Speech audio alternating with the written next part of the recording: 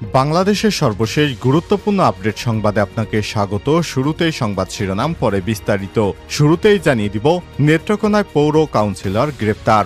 নেত্রকোনার পৌরসভার ৪ নম্বর ward councillor এবং আওয়ামী লীগ নেতা ফেরদৌস কবিরকে গ্রেপ্তার করেছে পুলিশ। আজ সন্ধ্যায় শহরের মোক্তারপাড়া এলাকা থেকে তাকে গ্রেপ্তার করা হয়। এরপর জানিয়ে দিব, মানবাধিকার এবং বাকস্বাধীনতা সমুন্নত রাখতে প্রতিশ্রুতিবদ্ধ বাংলাদেশ, বললেন বাংলাদেশের অন্তর্বর্তীকালীন সরকারের প্রধান উপদেষ্টা প্রফেসর ডক্টর মোহাম্মদ ইউনূস। আজ যুক্তরাষ্ট্রের নিউ ইয়র্কে জাতিসংঘের অধিবেশনে যোগ দিতে গিয়ে বিশ্বের বিভিন্ন দেশের নেতাদের সঙ্গে সাক্ষাৎকারে সব কথা বলেন তিনি। এরপর জানিয়ে দিব, পাঠ্যপুস্তক সংশোধন কমিটি ইসলাম বিদ্বেষী ঢাবির 2 শিক্ষককে অপসারণের আলটিমেটাম। দেশে শেখ হাসিনা পালিয়ে যাওয়ার পর ব্যাপক হারে শিক্ষা খাত সংস্কার হচ্ছে। নতুন পাঠ্যপুস্তক সংশোধন করতে 7 জনের কমিটি গঠন করা হয়েছে। এই কমিটিতে 2 জন ইসলাম বিদ্বেষী শিক্ষক রয়েছে। তাদের অপসারণে আলটিমেটাম দিয়েছে সচেতন নাগরিক সমাজ। জানিয়ে দিব, মিরপুর নয়, কানপুরে শেষ সাকিবের ক্যারিয়ার। আওয়ামী লীগের সাবেক এমপি সাকিবুল হাসান তার টেস্টের ক্যারিয়ার থেকে তিনি অবসরের ঘোষণা দিয়েছে। মিরপুর নয়, তার কানপুরেই ক্যারিয়ারের শেষ খেলা হবে। এবারে জানাবো, লেফটেন্যান্ট নির্জনের মা বাবার সঙ্গে দেখা করলেন সেনাপ্রধান। কক্সবাজারের চকরিয়ায় ডাকাতি প্রতিরোধ অভিযানে নিহত লেফটেন্যান্ট তানজিম সারোয়ার নির্জনের বাবা মায়ের সঙ্গে দেখা করেছেন বাংলাদেশ সেনাবাহিনী প্রধান জেনারেল ওয়াকারুজ্জামান। আজ সেনা সদরে এই সাক্ষাতের সময় নির্জনের বাবা মা আবেগ আপ্লুত হয়ে পড়েন এবং হত্যাকাণ্ডে জড়িতদের আইন অনুযায়ী দৃষ্টান্তমূলক শাস্তির দাবি জানান। এবং সর্বশেষ জানিয়ে দিব, স্কুলে ভর্তি এবছরও লটারিতে। মাধ্যমিক স্কুলে এবছর লটারির মাধ্যমে শিক্ষার্থী নির্বাচন এবং ভর্তি প্রক্রিয়া থাকবে, কারণ শেখ হাসিনার সময় পরীক্ষাগুলো উঠিয়ে দিয়েছিল। নতুন করে শিক্ষার্থীদের কিভাবে ভর্তি করা যায়, এ কারণে লটারি প্রক্রিয়ার মাধ্যমেই এবছরও ভর্তি থাকবে। আর শিক্ষা মন্ত্রণালয় বিষয়টি জানিয়েছে। প্রিয় দর্শক, এতক্ষণ শুনছিলেন সংবাদ শিরোনাম, এবারে বিস্তারিত। তবে তার আগে বন্ধুরা, অনুরোধ থাকবে এই সংবাদটিতে একটি লাইক দিন। এই চ্যানেলে আপনি নতুন হয়ে থাকলে আমাদের সংবাদটি দেখতে দেখতে চ্যানেলটি সাবস্ক্রাইব করে রাখুন। কমেন্ট করে আপনার মূল্যবান মতামত জানিয়ে দিন বন্ধুরা, আপনি বিশ্বের কোন দেশ থেকে বা বাংলাদেশের কোন স্থান থেকে আমাদের সংবাদটি দেখছেন এবং শুনছেন। এবারে বিস্তারিত। নেত্রকোনায় পৌর কাউন্সিলর গ্রেপ্তার। নেত্রকোনার পৌরসভার 4 নম্বর ওয়ার্ড কাউন্সিলর এবং আওয়ামী লীগ নেতা ফেরদৌস কবির রুমেলকে গ্রেপ্তার করেছে পুলিশ। আজ বৃহস্পতিবার 26শে সেপ্টেম্বর সন্ধ্যায় শহরের মোক্তারপাড়া এলাকা থেকে তাকে গ্রেপ্তার করা হয়। পুলিশ এবং স্থানীয় সূত্র থেকে জানা গেছে, বৈষম্যবিরোধী ছাত্র আন্দোলনে শিক্ষার্থীদের উপর হামলা এবং নাশকতার অভিযোগে নেত্রকোনা মডেল থানায় করা মামলা। এই মামলায় জেলা আওয়ামী লীগের সভাপতি, সাধারণ সম্পাদক ও সাবেক এমপি ও পৌর চেয়ারম্যানকে আসামি করা হয়েছে। ওই মামলায় ফেরদৌস কবির রুমেলকে গ্রেপ্তার করা হয়। তার বিরুদ্ধে এলাকায় চাঁদাবাজি সহ বেশ কয়েকটি অভিযোগ রয়েছে। নেত্রকোনার মডেল থানার ভারপ্রাপ্ত কর্মকর্তা ওসি কাজী শাহনেজ বলেছেন, নাশকতা মামলায় কাউন্সিলর রুমেলকে গ্রেপ্তার করা হয়েছে। তাকে আদালতে পাঠানোর প্রক্রিয়া চলছে।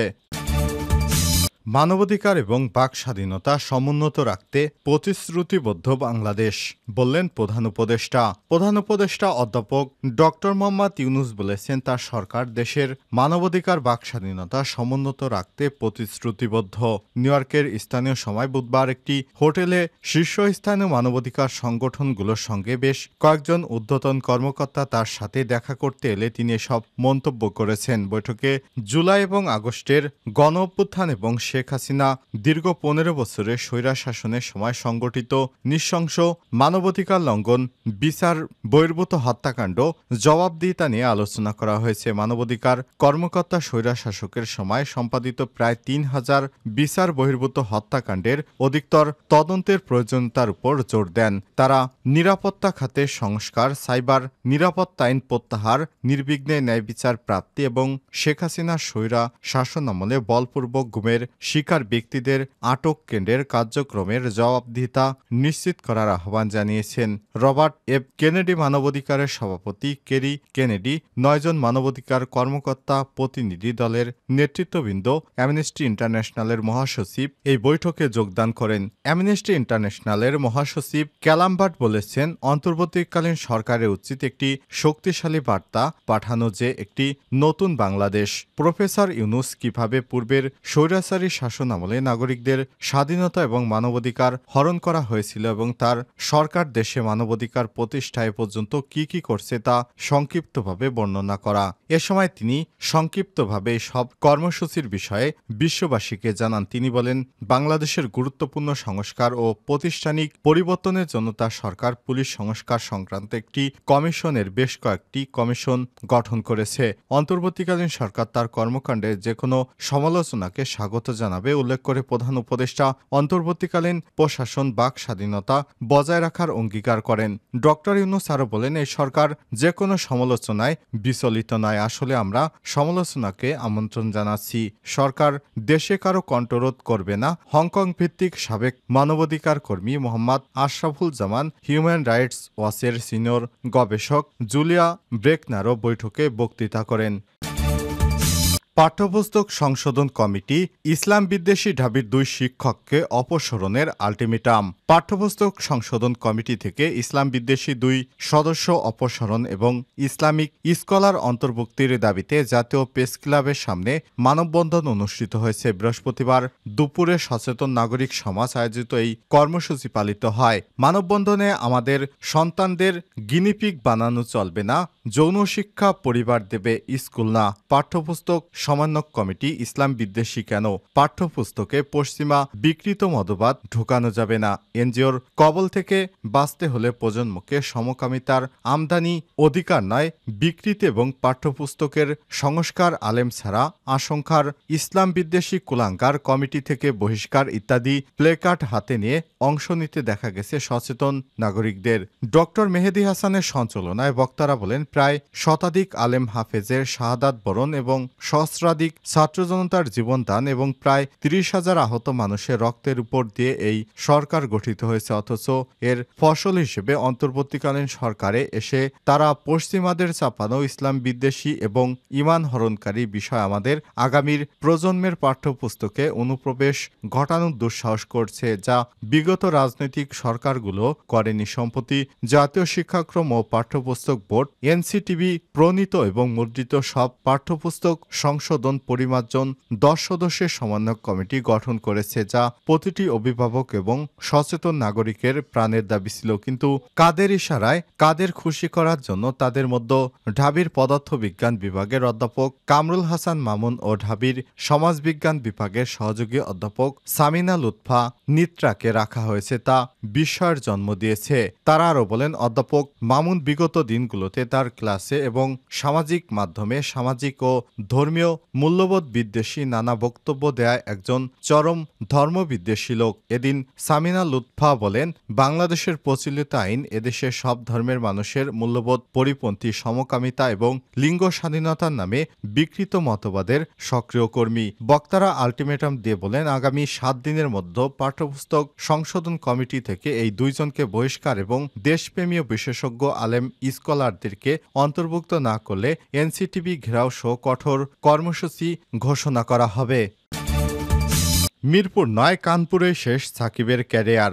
যারা চরমভাবে ঘৃণা করেন সাকিবুল হাসানের অবসর ঘোষণা হয়তো তাদের চোখে জল, কারণ তিনি যে দেশের ক্রিকেটের পোস্টার বয়, বাংলাদেশের একজন ক্রিকেটার যে বিশ্বমঞ্চের দাপট দেখাতে পারেন তা সর্বপ্রথম করে দেখেছেন তিনি। তবে শেষটা যে হতাশা, যে ক্রিকেটার গোটা বিশ্বের কাছে পরিচিত করেছেন এই দেশটাকে, দেশের ক্রিকেটকে, সেই সাকিব নিরাপত্তা চান দেশের মাটিতে বিদায়ী টেস্ট খেলতে।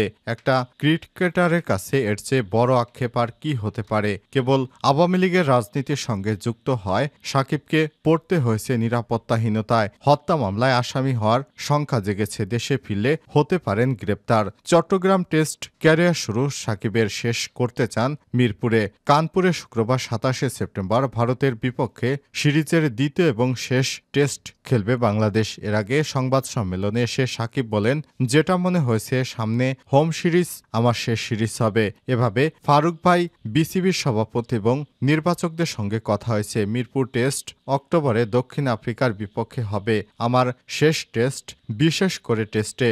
গত 5 আগস্ট আওয়ামী লীগ সরকার পতনের পর দেশে ফেরেননি সাকিব। সে সময় কানাডায় টি-20 লিগ খেলছিলেন তিনি। সেখান থেকে দলের সঙ্গে যোগ দিয়ে খেলেন পাকিস্তানের বিপক্ষে 2 টেস্ট। লেফটেন্যান্ট নির্জনের মা বাবার সঙ্গে দেখা করলেন সেনাপ্রধান। কক্সবাজারের চকরিয়ায় ডাকাতি প্রতিরোধ অভিযানে নিহত লেফটেন্যান্ট তানজিম সারোয়ার নির্জনের বাবা মায়ের সঙ্গে দেখা করেছেন সেনাবাহিনী প্রধান জেনারেল ওয়াকারুজ্জামান। আজ বৃহস্পতিবার সেনা সদরে এ সাক্ষাতের সময় নির্জনের বাবা মা আবেগ আপ্লুত হয়ে পড়েন এবং হত্যাকাণ্ডে জড়িতদের আইন অনুযায়ী দৃষ্টান্তমূলক শাস্তির দাবি জানান। সেনাপ্রধান এ সময় তাদের প্রতি সমবেদনা জানান। এছাড়াও হত্যায় জড়িতদের সবাইকে আইন অনুযায়ী বিচার নিশ্চিত সব ধরনের সহযোগিতা দেওয়ার অঙ্গীকার ব্যক্ত করেছেন। আন্তঃবাহিনী জনসংযোগ পরিদপ্তর আইএসপিআর সংবাদ বিজ্ঞপ্তিতে সব তথ্য জানিয়েছে। উল্লেখ্য, গত মঙ্গলবার রাতের চকরিয়ায় ডাকাতি প্রতিরোধ অভিযানে ছুরিকাঘাতে নিহত হন লেফটেন্যান্ট নির্জন। এই ঘটনায় এখন পর্যন্ত 7 জনকে গ্রেপ্তার করে চকরিয়া থানায় হস্তান্তর করা হয়েছে।